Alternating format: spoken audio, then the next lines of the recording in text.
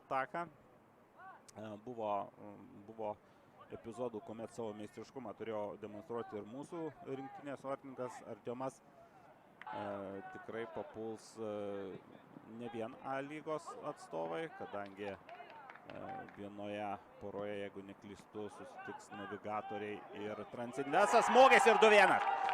2-1. Galima ir reikia žaisti kamuolį. Vėl perimtas kamuolys, vėl Piezenko prie baudos aikštelės. Susiklausyti.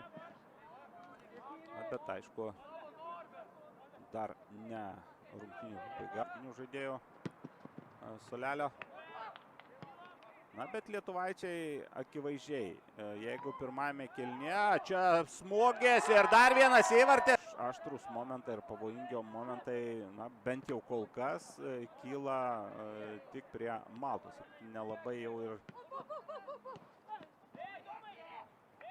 tiki sėkme maltiečiai, o čia lietuvaičiai dar pavojingai kontratakuoja.